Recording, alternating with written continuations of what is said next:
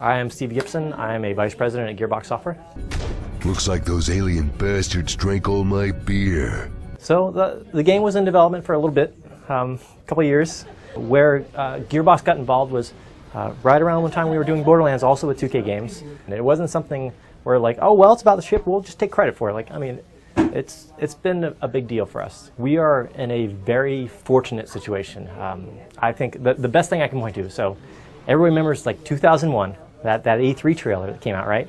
There was that was honestly one of the best trailers ever come out, right? That was just balls out, crazy, awesome. So what happened was the end of that trailer, there's a list of names, right? There's about 15 names or so. If you look at that list of names, all but one of those guys actually ended up working at GearBox Software. I think we have a lot of guys there who are very invested in the history and the legacy and really understand Duke Nukem. So I think that we're the perfect studio for that. We were in just an amazing position, and it was really fortunate that we just happened to be finishing Borderlands at the time, and we happened to be doing that with the publisher who has the publishing rights for that game. We happened to be in the same town, and we all knew George and Scott and those guys, and heck, play poker with those guys every week, still do. I'm so glad you're okay. All right, time for my reward. I guess here's the thing. When I buy a game, and I think most gamers buy a game,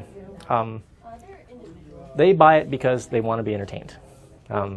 They don't buy it because it has, I don't know, like the most characters that you can play, a character class, like, oh, I'm going to buy a Street Fighter 7 because it has 50 player characters. Like, all they care about, and just about all gamers care about, is, am I going to have fun? Am I going to sit there laughing and smiling and talking to my friends about this?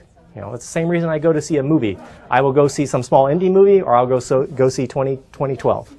I don't care how it's happened. As long as I'm entertained, I'm entertained. Me, I love that it is not your simple just run around shooting things. I love that there are those cognitive, like, you know, things you need to figure out. There are those moments where you play with that remote control car early on, right? And then you know, about an hour or two later, you see that car again, but this time you see a pad that you can get shrinked on.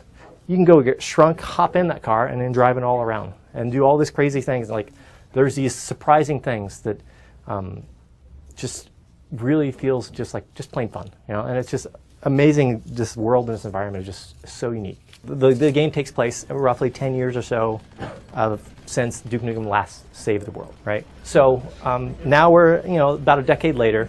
Duke's sitting in his living room playing his own game, and he's like, man, finally, this game's out, right? It better be good. It's taken this while.